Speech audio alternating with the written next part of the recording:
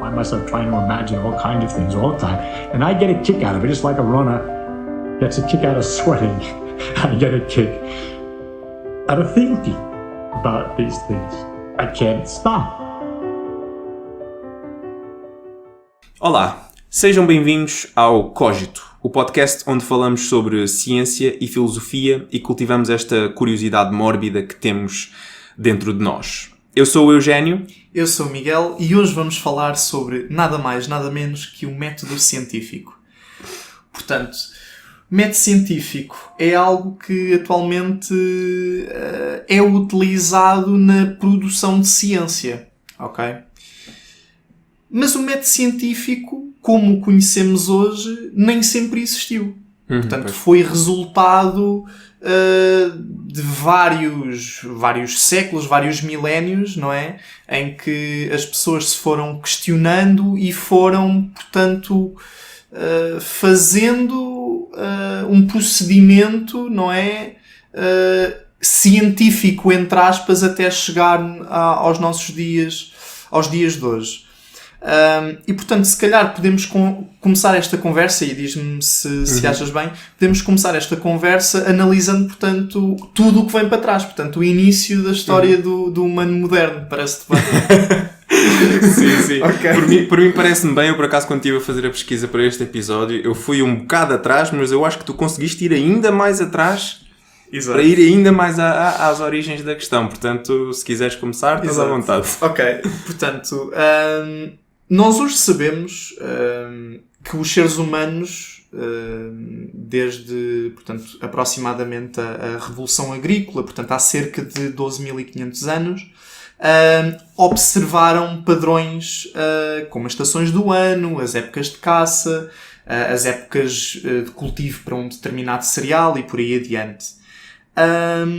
E, portanto, neste sentido, quando se formaram as primeiras civilizações antigas, houve, portanto, uma predisposição que antes não havia para observarmos os fenómenos naturais, porque antigamente os seres humanos, nomeadamente, se calhar, eu não sou entendido da área, mas naquele período mais neandertal, nós focávamos essencialmente na sobrevivência, portanto, na caça em si e na tentativa de nos mantermos quentes.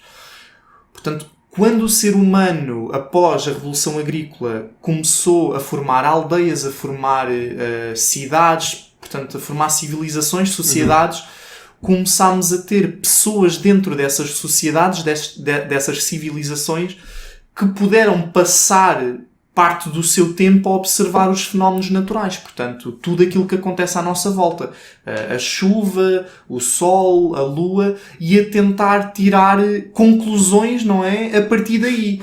Só que o que acontece é que grande parte das explicações residia em entidades divinas que eram ou a causa ou causavam tudo aquilo que era observado. É Deus. Portanto, é Deus.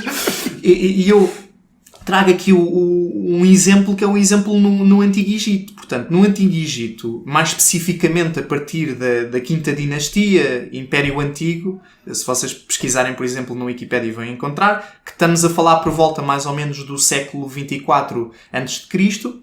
Portanto, por volta desta altura, acreditava-se que Ra, o deus do Sol, era responsável, entre diversas coisas, porque ela era associada, portanto, à vida como um todo, pela produção de bons alimentos. Portanto, caso as colheitas não fossem boas, por outras palavras, poucas quantidades de alimentos, a própria qualidade dos alimentos eram más, por aí adiante, os egípcios interpretavam este tipo de resultados como consequência das suas próprias ações. Portanto, não era que as condições climatéricas tinham sido pouco favoráveis devido a fenómenos atmosféricos, por exemplo, ou que tinham praticado má agricultura, entre aspas, mas que efetivamente não tinham servido corretamente Ra, o deus do Sol, e os restantes deuses. E, portanto, Ra os tinha castigado ao não permitir uma boa colheita. Ok? Portanto, por volta portanto, até ao século V a.C. era essencialmente isto que acontecia. Com a chegada da civilização grega... Deixa-me só dizer aqui uma coisa, que em relação a estas questões do, acreditar em Deus ou nos deuses e nisto tudo, e que as consequências das más colheitas não era algo fenomenológico do nosso mundo, era algo transcendente, tinha a ver com as ações deles. Eu gostava só de vir aqui defender essa perspectiva, que é, às vezes as pessoas são muito, muito rapidamente mandam essa perspectiva de lado, mas há muito que se lhe diga sobre estas crenças religiosas e pronto, eu gostava só, eu como sou, apesar de não ser religioso, eu sou super defensor da religião. Mas ainda bem que fizeste isso, porque me permite a mim também dar o disclaimer de que isto que eu estou a dizer não é para menosprezar o pensamento da altura. Obviamente que sendo uma pessoa do século XXI é muito fácil deitar abaixo tudo aquilo que foi pensado há milénios atrás, não é? Mas não é isso que eu estou a tentar dizer. Aquilo que eu estou a tentar fazer é portanto, uma descrição daquilo que aconteceu. Sim. Portanto, o problema era arrumado para debaixo do tapete desta maneira. Pronto, mas obviamente que existe muito mais para falar sobre isso, e até podemos falar no próximo episódio. Exato, é isso, porque, pronto, sendo um bocado obcecado com a mitologia e com as consequências que isso tem nas civilizações, a nível e tudo cultural, mais. não é? Exatamente. Sim. Mas sim, eu interrompi-te só para dizer aqui uma coisa ou outra, porque estás a descrever muito bem. Claro. E obviamente que, pronto, estas crenças impediam fundamentalmente as pessoas de terem uma abordagem mais científica, como entendemos hoje atuais. Em dia. Pois. Pronto, mas estavas a dizer que... Não, eu só ia dizer, portanto, até à chegada dos gregos, pelo menos tanto quanto sei, por volta do século V, é que se começou a utilizar... E eu agora vou utilizar a palavra razão no sentido de lógico-dedutivo. Portanto, encontrar explicações naturais, não transcendentes, como tu estavas a dizer, para os fenómenos que são observados. Portanto, os gregos eram, e como tu sabes, não é? Os gregos eram muito obcecados por esta questão da razão como processo lógico-dedutivo, da argumentação até chegar a uma conclusão. E, portanto, faziam isto através, quer por uma via, digamos, mais filosófica e, portanto, envolvendo questões como a ética e a moral, não é? Que é do domínio humano, não é? Nas sociedades humanas, quer por uma via, entre aspas, mais científica, portanto, quer por uma via de tentar explicar um fenómeno, porque é que a água está a cair para aquela direção e não o contrário, porque é que o rio está a fluir para uma direção e não para a outra. Portanto, este tipo de observações também eram atacadas através da tal razão. No entanto, ainda assim, os gregos careciam de algo muito importante na ciência atual, que é a experiência, portanto, a experimentação.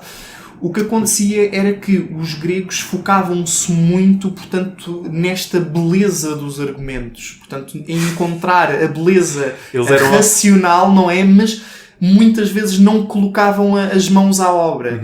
Portanto, obviamente que, e fazendo aqui um pequeno parênteses, obviamente que os gregos também conseguiram construir coisas e houve imensas invenções nesta altura, mais ou menos, não no início da civilização, mas mais para o final. Penso que muitas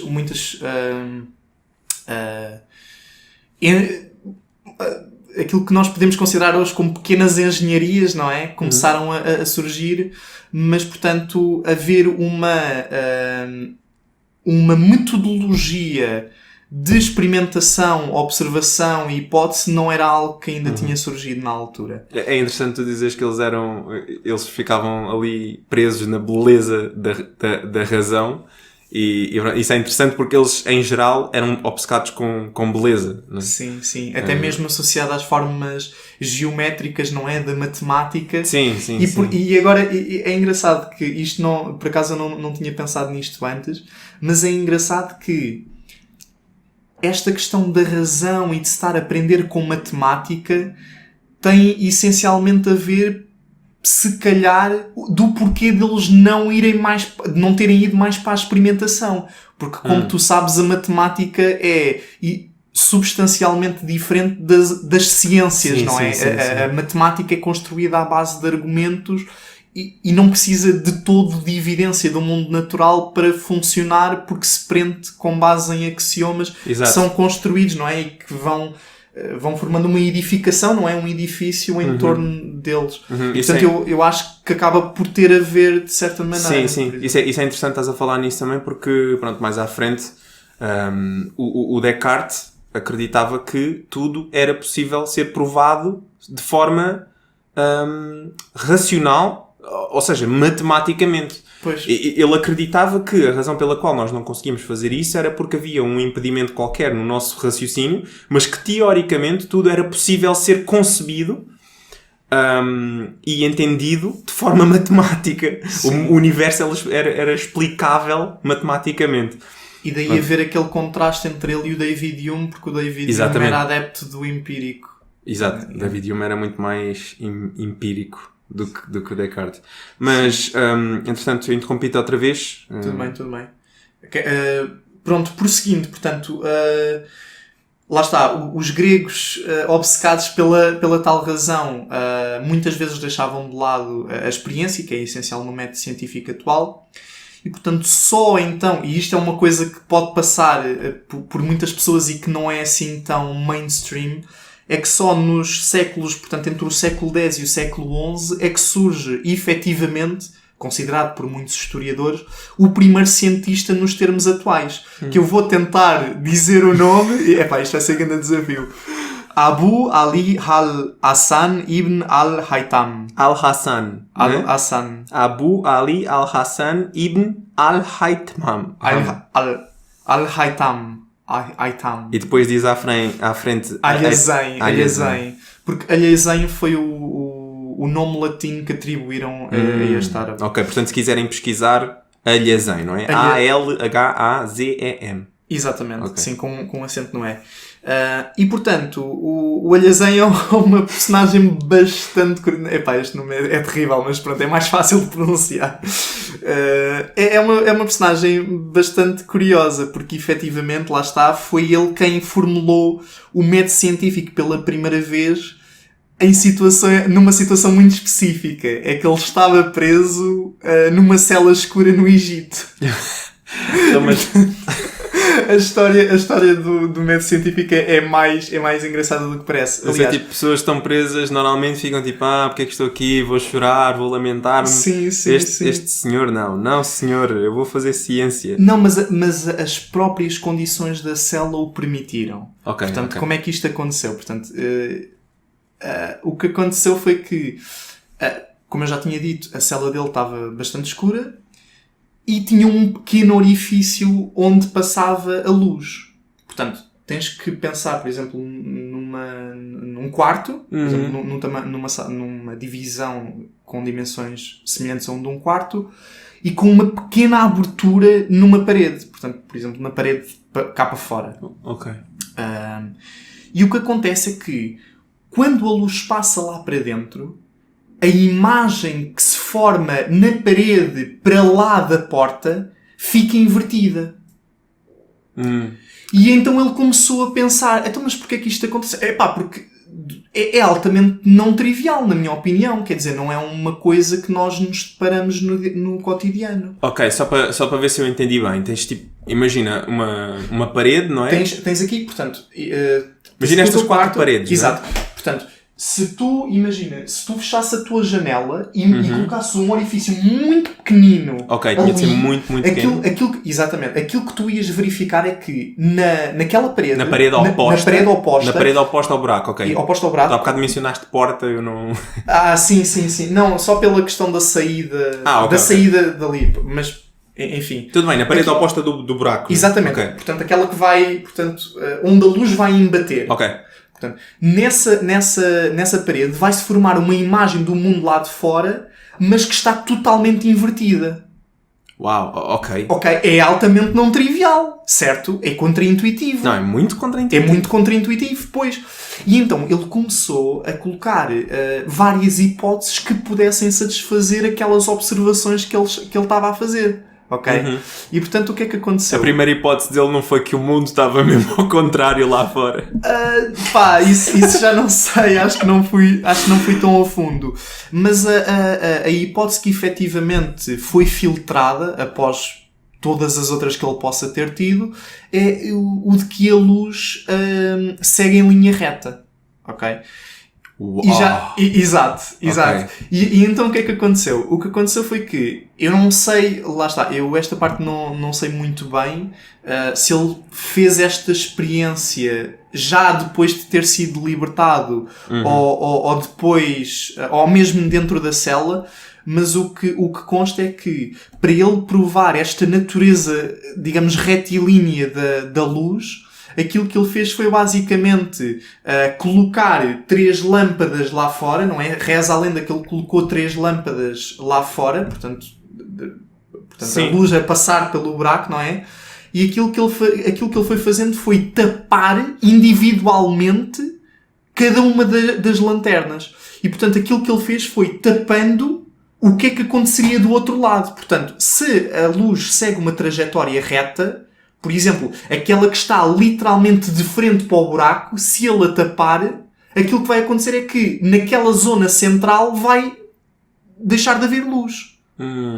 Ok? E com base nesse processo, nessa experimentação, ele chegou à conclusão de que a imagem que se formava era efetivamente pela luz ter chegado de forma retilínea. Ok? Portanto, tens que pensar que a luz vindo, por exemplo,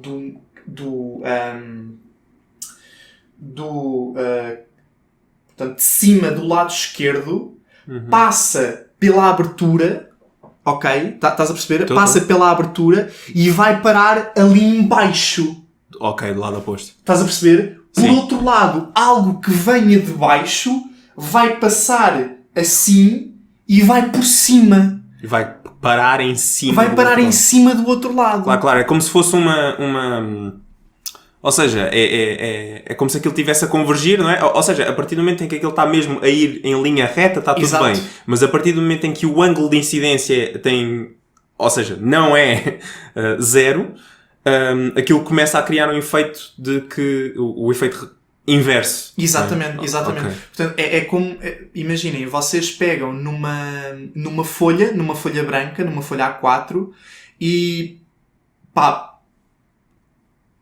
pintam um ponto, não é? Pintam um ponto e agora vão de cima, portanto, pintam um ponto e agora fazem uma espécie de diagonal, ok? E no meio vocês têm ali o buraco. Portanto, vocês fazendo isso, se criarem uma divisão, mais ou menos a meio dessa reta que vocês acabaram de fazer, aquilo que vocês vão ver é que o ponto inicial estava em cima, o ponto final vai estar em baixo. Se vocês fizerem agora a mesma coisa, mas de cima para baixo, portanto... Vocês vão começar... Desculpem, de baixo para cima. Se vocês começarem de baixo, vão traçar a linha reta passando pelo diagonal. Meio e vai parar em cima. E, portanto, fazendo isso para todas, digamos, os pontos, não é? Naquele plano, aquilo que vai acontecer é que vocês vão formar uma imagem que vai estar invertida. Ok? Mas quer dizer, após esta explicação, torna-se mais acessível, mas é altamente contraintuitivo, na minha opinião. Sim. Mas...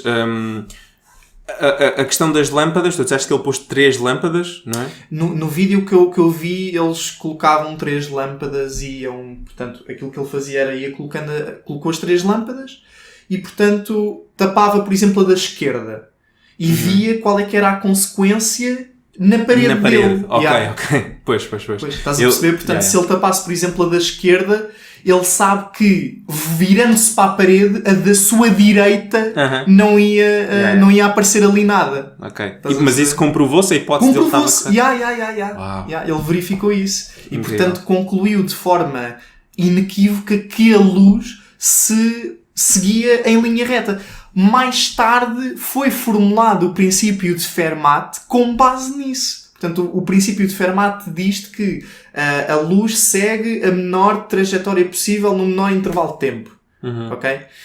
E, portanto, vai precisamente ao encontro disso. E este senhor viveu no século X e XI. E, portanto, Fermat, século XIV, 13, 14, para aí, 15 no máximo. Ok. Não sei, até posso pesquisar aqui. Por acaso, muito interessante. Muito interessante que, pronto, ele com certeza que há de ter formulado várias hipóteses, mas conseguiu chegar à que estava efetivamente correta. Eu digo correta com aspas, porque isto é outra questão que é muito debatida. Fermat é século XVII. Muito depois. Muito depois. Ok. 1607 o nascimento. Uau. Mas pronto, interessante. E este senhor aqui não era ocidental, não é? Não era da Europa, e isto era algo que tinha escrito aqui também, porque isto também foi algo que me surgiu enquanto eu estava a pesquisar, e eu apercebi-me da falta disto que puseste aqui, que é a falta de conhecimento. Exato, é isso. É isso. E aqui não é de todo representatividade por representatividade. Sim, não é uma representatividade forçada. É mesmo exato. Porque, efetivamente, obviamente que nós podemos falar, por exemplo, de Ptolomeu como pioneiro da ótica. Mas efetivamente o Alhazen foi, para além de ter, portanto, não sei se ele efetivamente pegou nos trabalhos de Ptolomeu, mas acredito que sim, não é? Pegando nos trabalhos de Ptolomeu e explorando muito mais esse trabalho através, portanto, do método científico, é efetivamente ímpar. Portanto, não houve ninguém, de acordo com imensos historiadores, não houve ninguém a fazê-lo antes.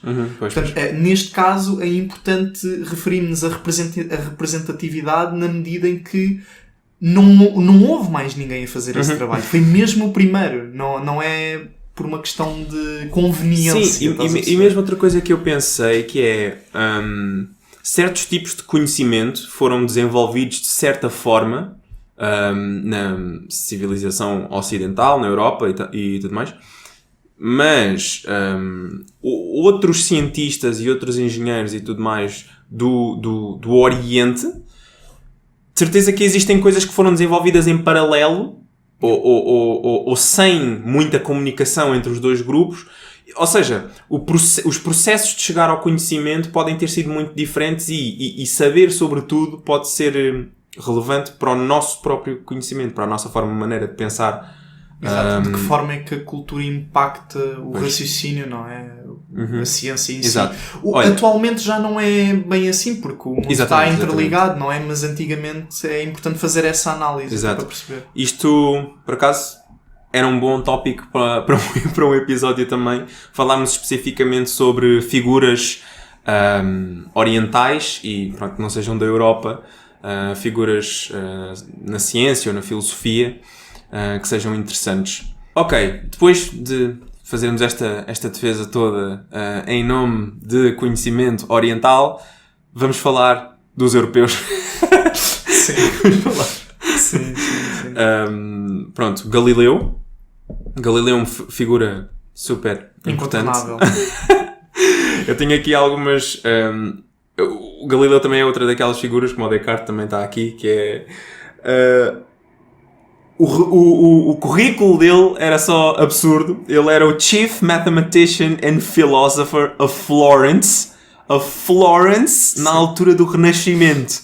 Sim. Ou seja, ele era basicamente o Giga Chad do conhecimento naquela altura. Exato. E ele, como as pessoas vão saber, né, ele formulou o artigo, escreveu um artigo sobre o heliocentrismo, a defender o heliocentrismo, e o que é que aconteceu? Ele era amigo do Papa, e o Papa até disse que ele até podia publicar e defender o heliocentrismo desde que ele desse validade ao geocentrismo também. Pois. O que é incompatível. Ele ia fazer uma ginástica, um contorcionismo. A ginástica mental que ele precisava de fazer para justificar isto era impossível, não é? Mas o Galileu foi na dele, disse que sim e tudo mais, e depois obviamente publicou o artigo a defender incontestavelmente o heliocentrismo, e depois, pronto, como é óbvio, foi preso. Foi preso pela Inquisição. Sim. E pronto, sofreu as consequências, mas aposto que não se arrependeu. Até porque continuou a fazer investigações mesmo estando preso, porque ele ficou preso em... Não, ele ficou... Porque houve várias prisões, não foi? Porque ele foi... Houve uma advertência, mas depois ele só podia fazer ciência desde que estivesse na sua casa, por exemplo, e depois voltou a sê-lo porque queria divulgar a alguém. Eu dei isso numa cadeira da faculdade. Pois. Por acaso dei. E é muito interessante, mas por acaso já não me recordo. No vídeo que eu vi, por acaso, o que eles dizem é que a certo ponto ele ficou só... Eu acho que houve essas complicações todas, mas ele acabou por ficar em prisão domiciliária, entre aspas. Ou seja, ele estava muito restrito no que é que podia ou não podia fazer, mas ele continuou a fazer as deles, com os telescópios e tudo mais. Depois, outra figura... Queria só fazer aqui um parênteses. Queria só dizer que o pioneiro em relação ao heliocentrismo não é Galileu, é Copérnico. Sim, é o Copérnico. Sim. Obviamente que o Galileu depois pegou nas ideias e defendeu avidamente, mas o precursor foi o Copérnico. Que é um século antes, se não me engano. Pois. Eu, por acaso, não sou muito bom com datas específicas. Eu sei a cronologia, mais ou menos, de quem veio primeiro, quem veio depois. Sim. Mas eu sempre fui um bocado mau com datas. Isto também para dizer que eu sei que o Francis Bacon veio depois do Galileu.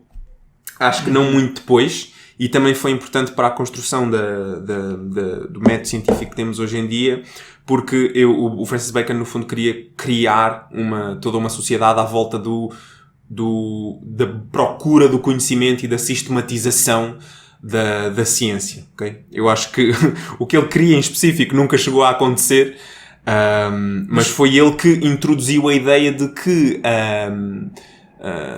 talvez não da forma na concepção que nós temos hoje em dia, mas nas teorias dele ele já introduzia um pouco a ideia de que a ciência deve ter um processo de peer review. Como é que diz isso em português? É avaliação por pares. Pronto, porque ele dizia que na sociedade que ele estava a conceber haviam pessoas que iam à procura do conhecimento, haviam pessoas que analisavam o conhecimento, outros que iam à procura do conhecimento nos livros e comparavam com outras teorias que existiam nos livros. Depois havia um grupo de pessoas que eram os que decidiam se aquilo era válido o suficiente entre todos para ir para a frente.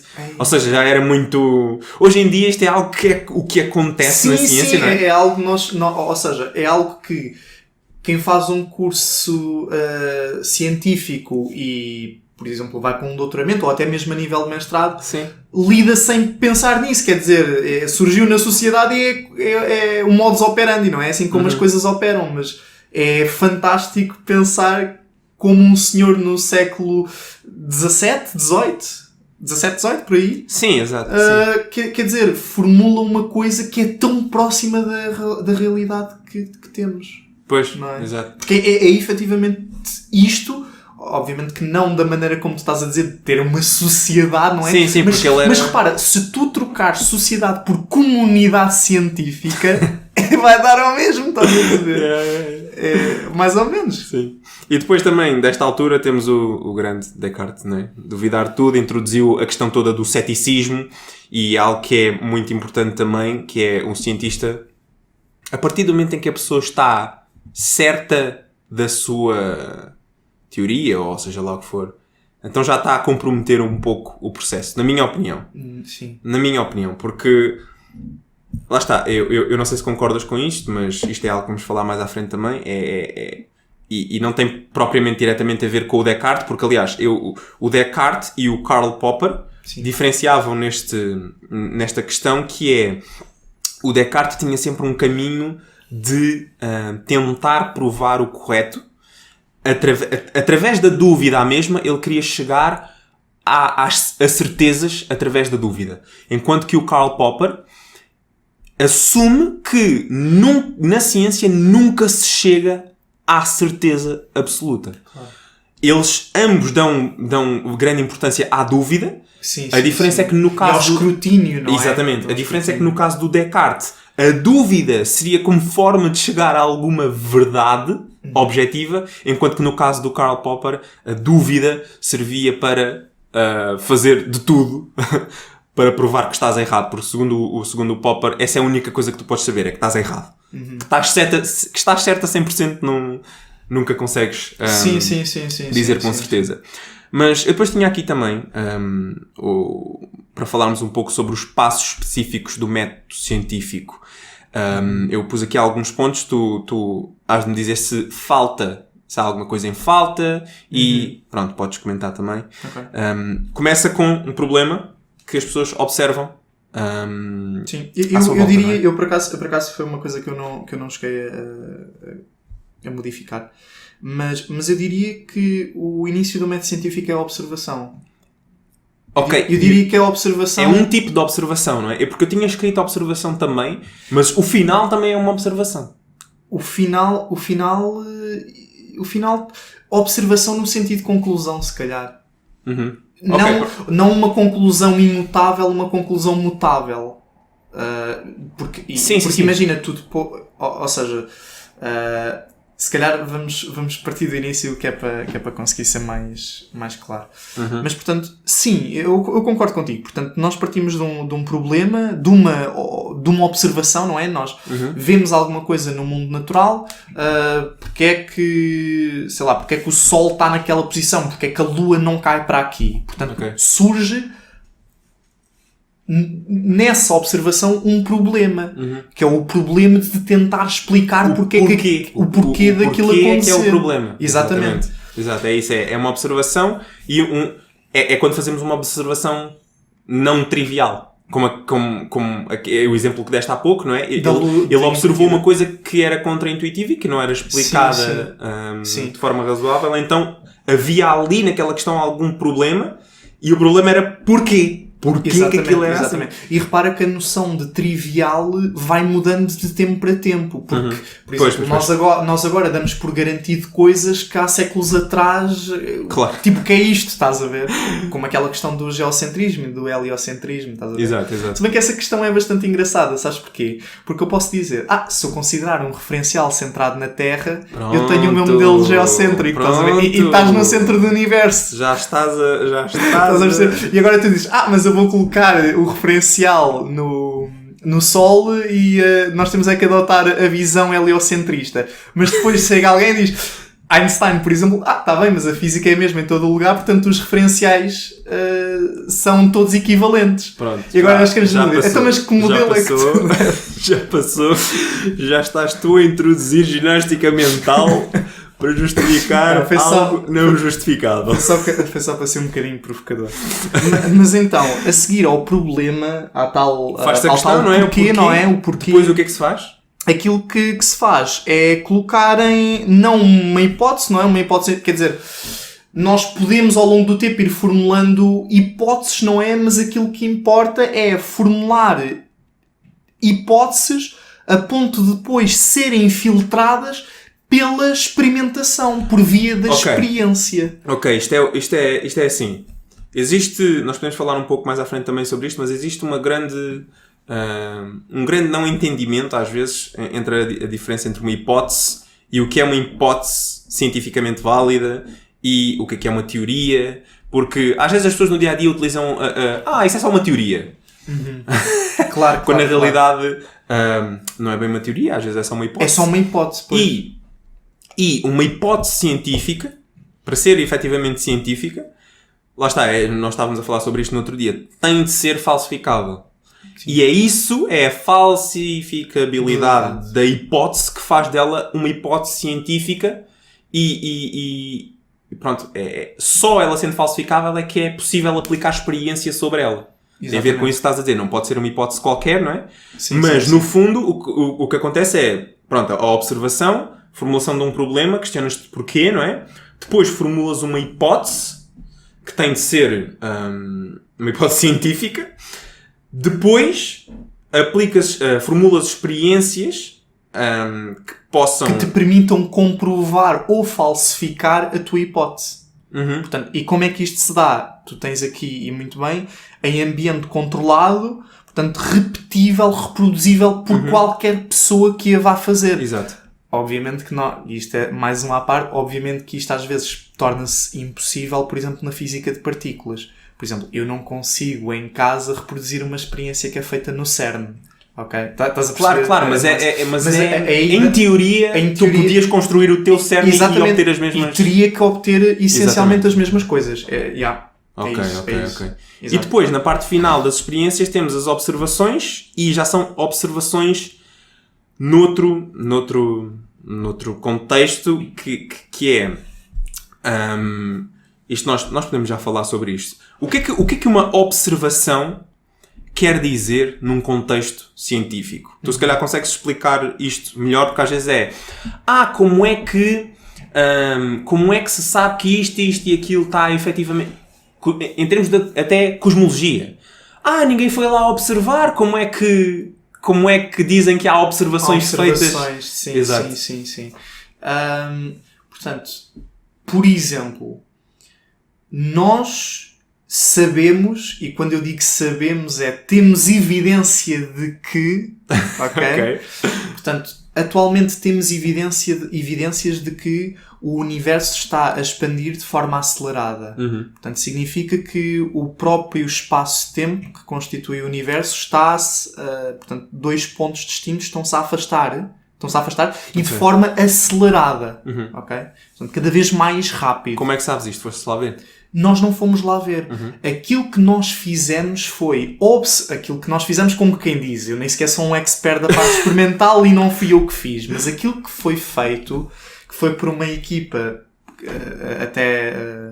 onde um professor meu da faculdade, que é o professor Nelson Nunes, fez parte, foram observações de um tipo específico de supernovas, que é a Type Ia Supernovae. Eu não sei qual é que é a diferença, não sei mesmo.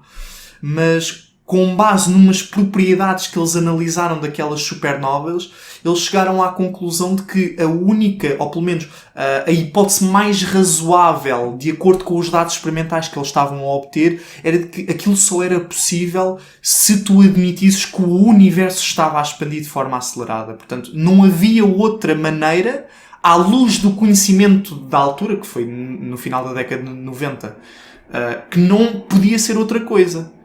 Até pode ser outra explicação. Estás a perceber? Portanto, aquilo que eles observaram pode não ter a ver com a expansão acelerada do universo. A questão é que esta é a melhor hipótese que nós temos, porque não há... portanto, lá está. Eu não sou um entendido da parte da experimentação, mas aquilo que eu sei é que não há uma hipótese tão boa quanto aquela... Então, mas tu também concordas com o Karl Popper e com o Feynman também. Concordo. Que nós não podemos... essa questão... Não conseguimos chegar à verdade absoluta na ciência. Exato, ok. Claro que não, porque... Repara, os seres... E isto foi uma coisa que eu, por exemplo, escrevi na tese de mestrado. Escrevi isto, que foi... Uma teoria física, uma teoria científica... não é absoluta na medida em que é uma descrição dogmática da realidade. Nunca pode ser, porque isso contradiz a própria definição da ciência. Porquê? Porque os seres humanos, que são os praticantes de ciência, têm limitações biológicas e intelectuais que condicionam as suas observações. E nós também já falámos sobre isso. Lembras de que porque é que nós vivemos a 3 dimensões espaciais e supostamente, de acordo com a teoria da relatividade, existe uma temporal, ok? Pois. Poderá ter a ver com as nossas condições biológicas? Poderá, estás a ver? Ou com a condição da nossa própria... Pois, exato, isso no fundo acaba por ter a ver com a nossa condição biológica, que é o alcance da nossa consciência, se querem, em conceber... Essa questão das dimensões é interessante, porque, imagina... As teorias de cordas, a teoria M, que reúne os vários tipos de teorias de cordas, que foi feita por um gajo... eu nem vou dizer gajo, que este senhor... por um senhor chamado Edward Witten. Aquilo só funciona se tu considerares no total, não tenho a certeza se são dimensões espaciais mais temporais, ou se é tipo uma dimensão temporal mais 10 espaciais, Estás a perceber? Ou são 11 espaciais, mas aquilo só funciona se tu tiveres muito mais dimensões do que aquelas que nós estamos a ver. Estás a perceber? Mas mesmo simplificando bastante, por exemplo, nós vivemos a 3 dimensões, não é? Mas nós sabemos que matematicamente existem objetos que existem em 4 dimensões, certo? Nós. Não. Mas ou seja, dimensões... Mas espera, dimensões... O que eu quero dizer é, por exemplo, tu tens 2 dimensões espaciais. Ok. Tens um plano, tens a mesa. Tens a mesa. Isto é um espaço bidimensional. Começamos com tens um ponto, não é? É unidimensional. Só tem... Não, isso não é. Então. Um ponto não tem dimensões. Ok, tem 0 dimensões? Tem 0 dimensões. 0 dimensões, exatamente. Uma straight line é que é uma dimensão. Ok. Tu tens que pensar numa dimensão como sendo uma direção. Ok. Estás a ver? Ok. Então, mas como é que... Porque é assim, onde eu estava aí com isto é, a 3 dimensões, imagina temos uma esfera. O equivalente de uma esfera a 2 dimensões é um círculo. Sim. E o equivalente do círculo a uma dimensão é o quê? Eu disse um ponto, eu posso estar errado, mas eu disse um ponto porque foi uma extrapolação que eu fiz. Sim. Estás a perceber? Estou a perceber. Portanto, eu diria que é, e vê se concordas comigo, a circunferência. Ok. Correto. Certo. Concordas? Exatamente. Eu acho que é, não sei. Ok. Parece-me ser. Faz-me sentido. Podemos estar errados, mas pronto. Sim. Não, é porque é tipo esfera, volume esférico.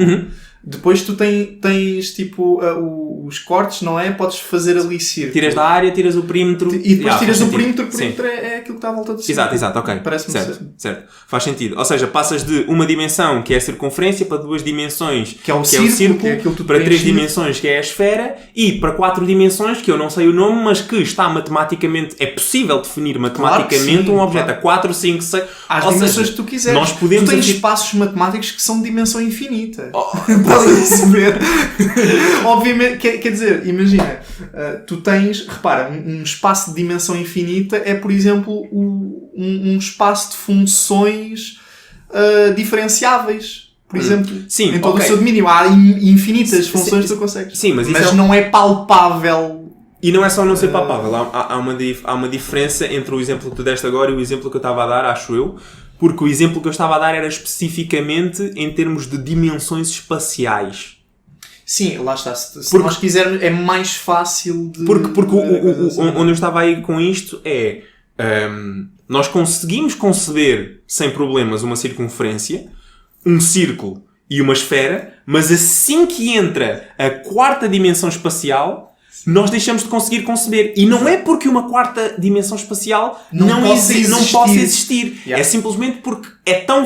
Não dá. Nós não conseguimos conceber o que isso é. Exatamente. Ou seja... Porque está para lá da nossa compreensão cotidiana. É que nem é sequer cotidiana, é mesmo intelectual. Porque, por exemplo, a formulação... Por exemplo, a mecânica quântica tem postulados que não fazem sentido nenhum no mundo clássico, no mundo do cotidiano.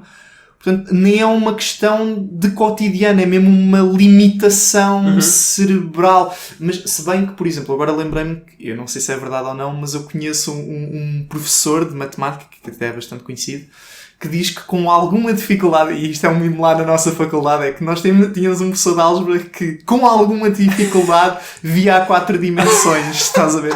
Eu não sei se é mesmo verdade, mas pronto. Sempre bom. Portanto, se calhar é melhor dizermos que é uma limitação para a vasta maioria das pessoas. Porque há um ser iluminado que com muita dificuldade... Ainda que com alguma dificuldade...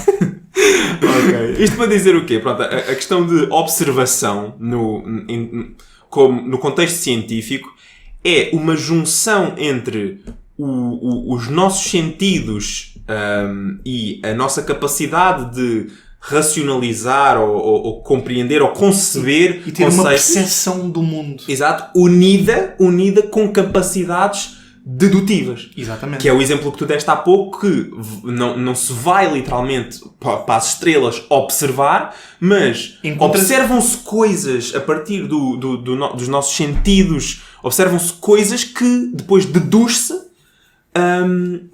essas observações a larga escala, que nós não estamos mesmo a observar com os nossos olhos ou com os nossos sentidos, certo? Ou seja, é uma união entre os sentidos, a razão e a dedução de conceitos, certo? Sim. Concordo. Acho que fizeste uma boa definição, sim. Ok, eu acho que nós falámos um pouco sobre isto há bocado, mas as pessoas que dizem isso é só uma teoria.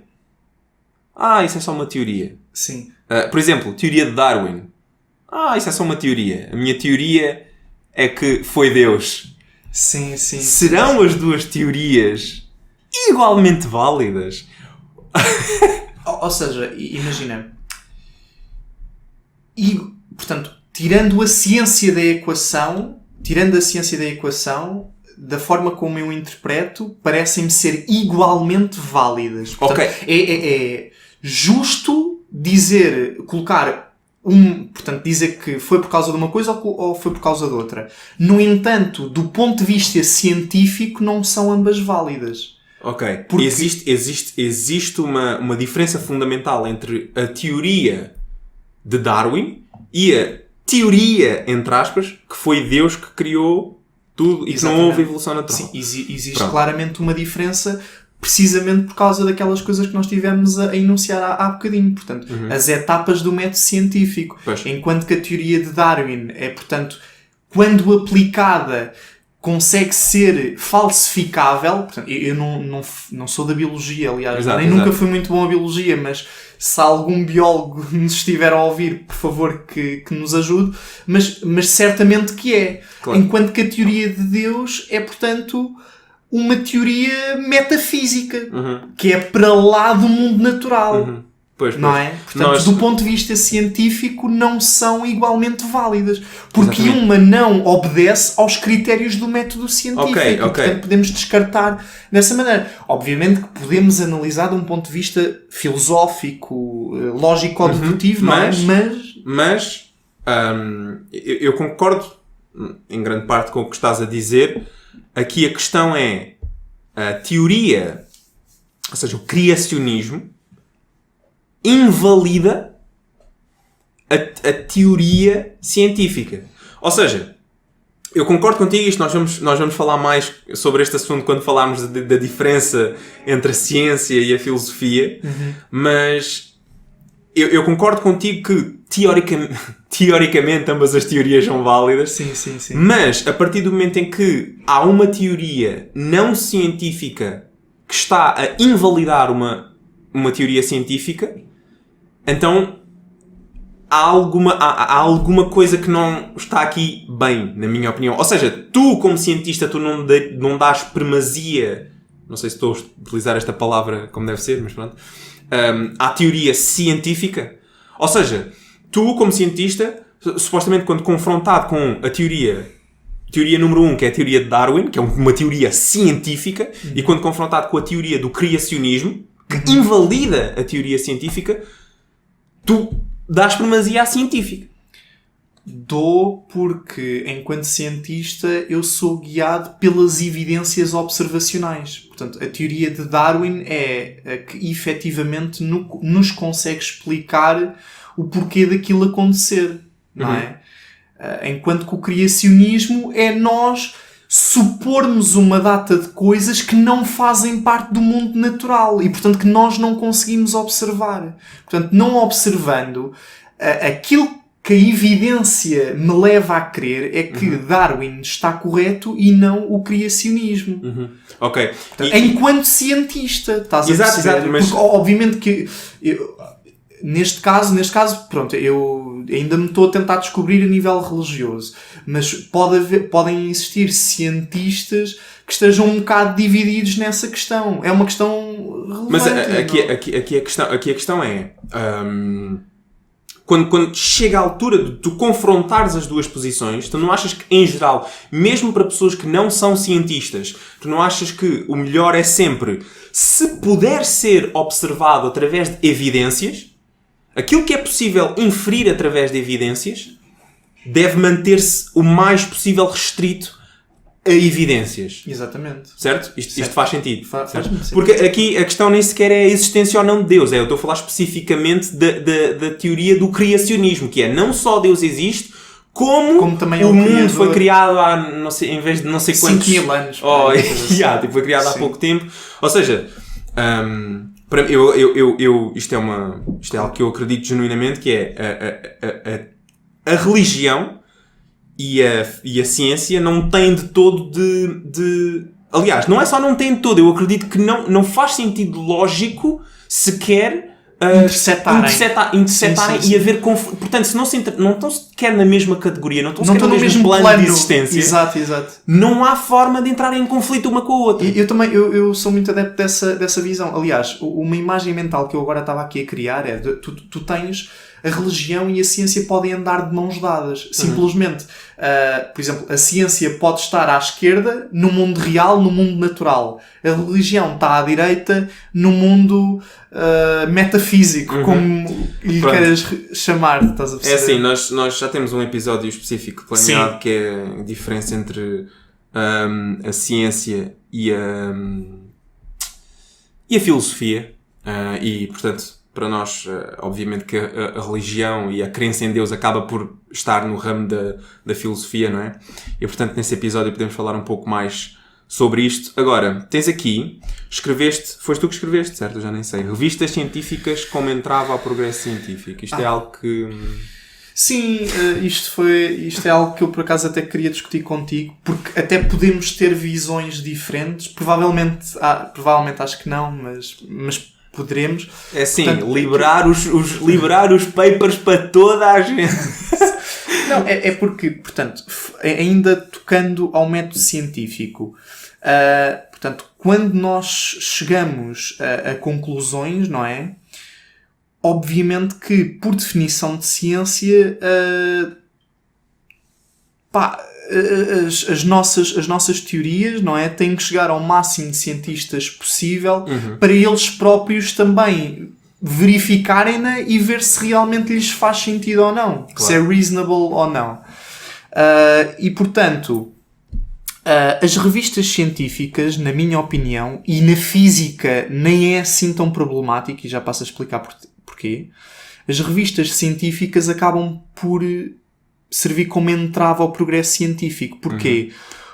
Porque existem áreas em que, efetivamente, para se ter acesso ao conhecimento científico é necessário pagar. E não são quantias baratas. Estamos a falar no mínimo das ordens de centenas. Se muitas vezes podem chegar aos milhares. Para teres acesso a eu não digo a uma edição de uma revista, mas uma edição, por exemplo, sim. Okay. Sinto-me mais confortável em dizer isso. Sim, okay. Uma edição de uma revista, por exemplo.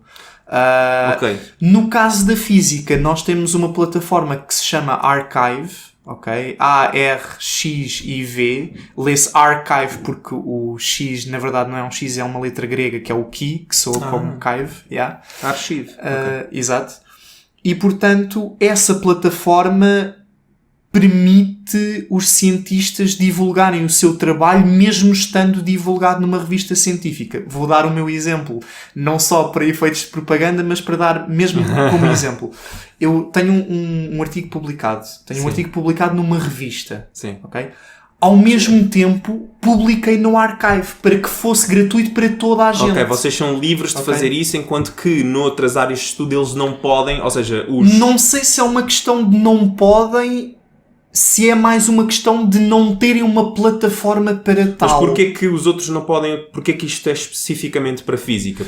Porque, por exemplo, a irmã da Joana, que é química, ela estava uma vez a falar sobre o trabalho da tese dela e ela estava-me a dar a entender que em química eles têm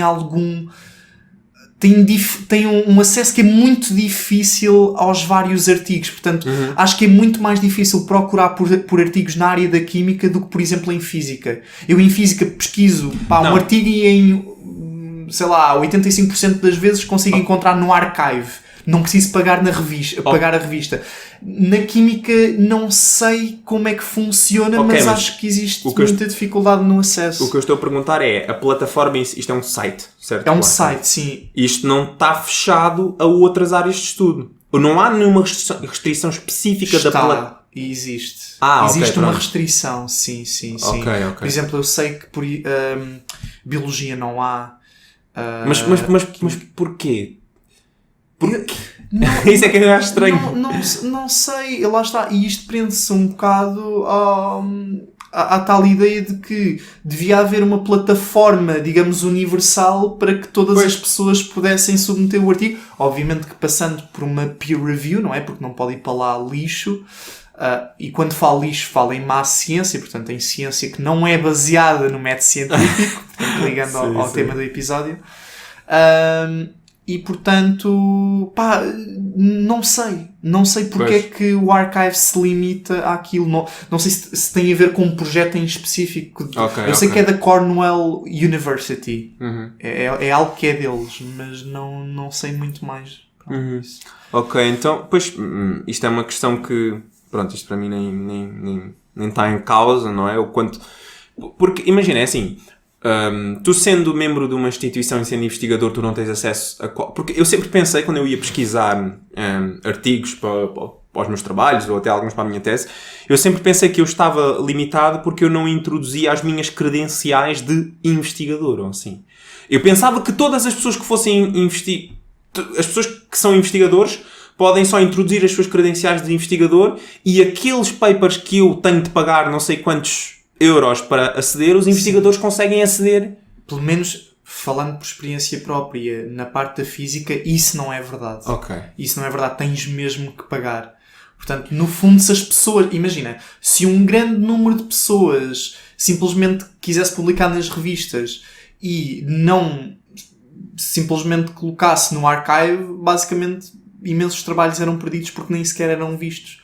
E isso foi uma coisa que eu por acaso não escrevi aqui, mas que queria falar contigo. É que isso também coloca em causa o número de citações dos artigos, não é? Porque, quer dizer, eu quando publico um artigo, obviamente que eu só tenho um e, portanto, estou muito orgulhoso do meu bebé, mas obviamente que eu quero que o meu artigo seja o mais difundido possível para que as coisas que nós fizemos cheguem ao máximo número de pessoas. E também possam escrutinar aquilo que eu fiz. Exato. Porque até à data tudo, portanto, aquilo que nós fizemos parece-me estar tudo correto no sentido de razoável do ponto de vista do método científico. Mas quer dizer, se chegar alguém e disser isto que vocês fizeram aqui está mal porque, eu, enquanto cientista, sou altamente predisposto a aceitar a mudança e a verificar que estou errado. Claro, estás a perceber? Claro. Portanto, porque o mal é tu não aceitares que estás errado. E, portanto, não havendo uma difusão do trabalho científico, estás, portanto, a perpetuar a tal bolha de que eu é que estou certo. Estás a perceber? Ou seja, eu acho que sim. Sim. Isto, de certa forma, os interesses estão... Ou seja, o teu interesse pessoal, que é eu quero ter pessoas... Pronto, porque existe sempre um nível de... Aquele prestígio, Exato. Não é? Tu queres ter prestígio. Esse interesse e o interesse em geral da ciência estão alinhados. Claro, não é? A mim parece-me que sim. Estão completamente Na minha opinião, alinhados. parece-me que sim. Mas, ou seja... E ao discutir com colegas meus da faculdade, nós chegamos à conclusão de que temos todos mais ou menos esta opinião. Mais ou menos não temos mesmo esta opinião. Pois. E diz-me uma coisa, o objetivo seria abrir o acesso a estes artigos científicos e à ciência a toda a gente ou às pessoas com credenciais de investigação e que são cientistas, entre aspas, propriamente ditos? Eu não vejo porque não abrir a toda a gente. Não vejo porque não. Porque de todo. A minha questão é só, eles têm de ganhar dinheiro com isto, certo? Ou as revistas ganham dinheiro com isto, sim, claro. Então se aquilo for de borla, eles não vão ganhar nada. Yeah. E isso pode ter repercussões negativas na ciência também, certo? Ou não?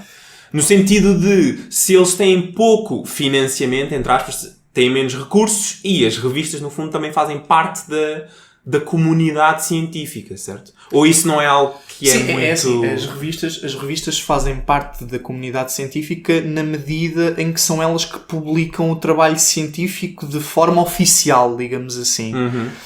A questão do financiamento, como a referiste, é uma questão muito importante. Portanto, que é precisamente esse o downside do tal open access a toda a gente. Que é, as revistas precisam de fazer dinheiro. E eu próprio, quer dizer, eu sou a favor do livre acesso, por motivos egoístas, não é? Mas quer dizer, ainda não pensei muito bem no outro lado. Pois. Portanto, a questão do financiamento, sim, mas é isso, a questão do financiamento é o que impede de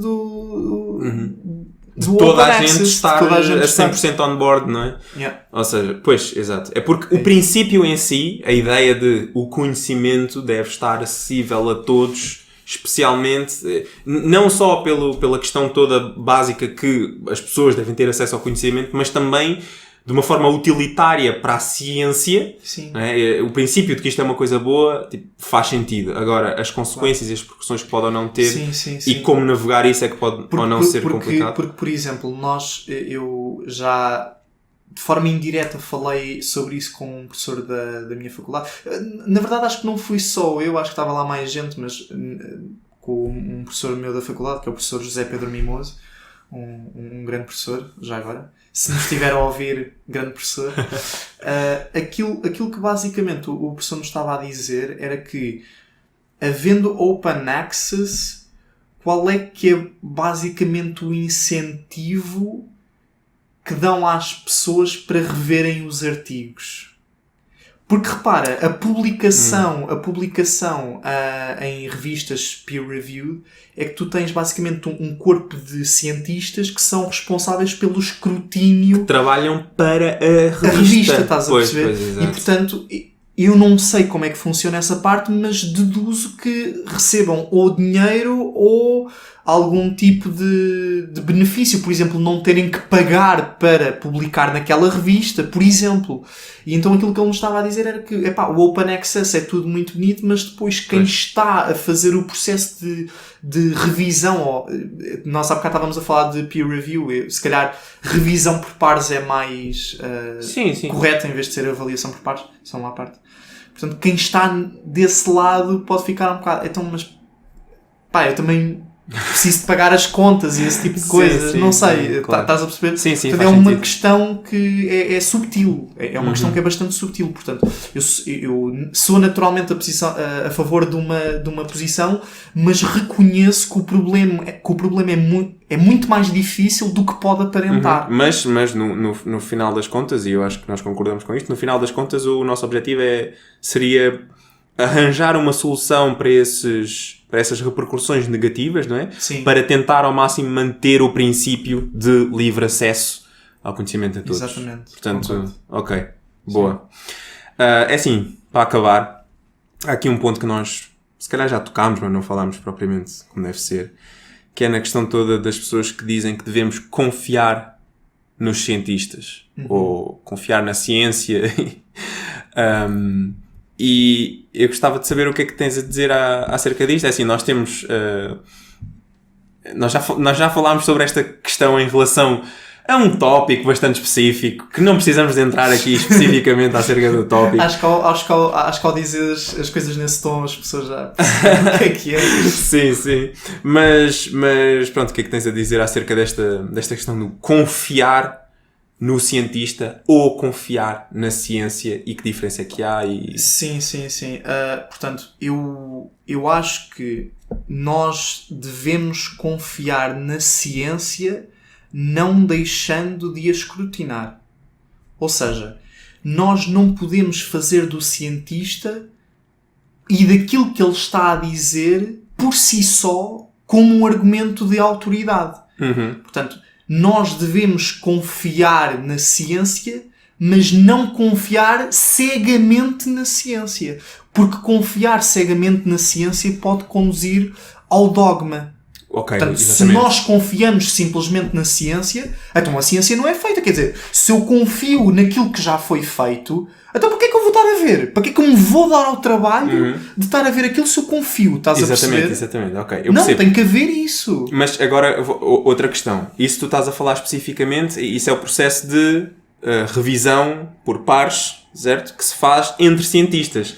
Mas agora, existe alguma validade em uma pessoa dizer tu não és cientista, a única coisa que tu podes fazer é confiar na ciência, ou até pessoas que não são cientistas podem com legitimidade, entre aspas, desconfiar da ciência? Podem.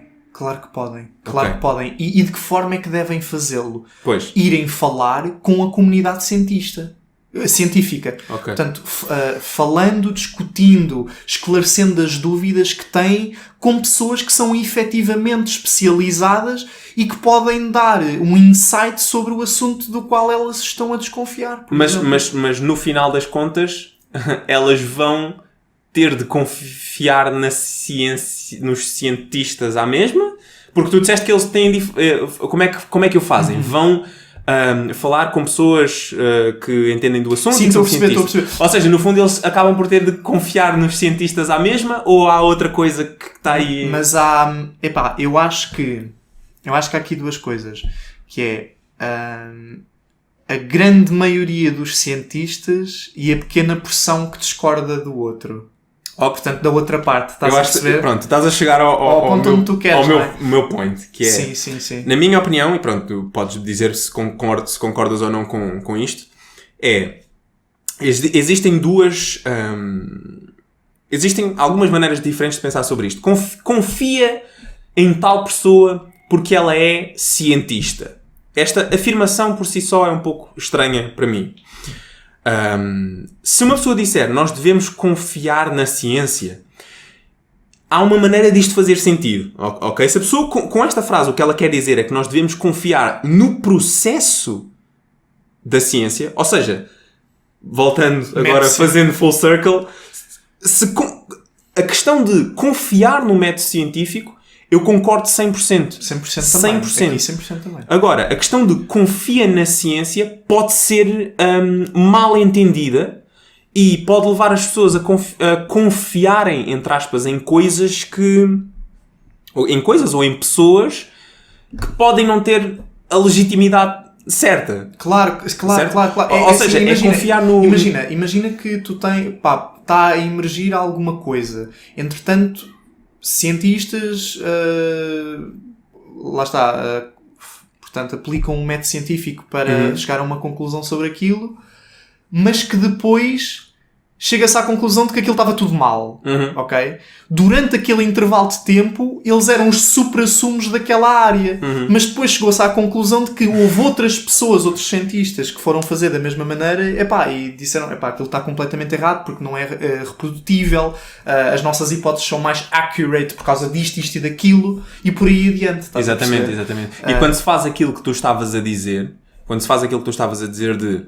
Há uma pessoa, imagina, há um cientista que diz uma coisa qualquer. Vai lá, um expert à televisão dizer uma coisa qualquer. Exato. E eu duvido do que ele diz. Isso não só não é anticientífico, como eu acho que é fundamentalmente uma coisa científica, porque é a questão toda da dúvida.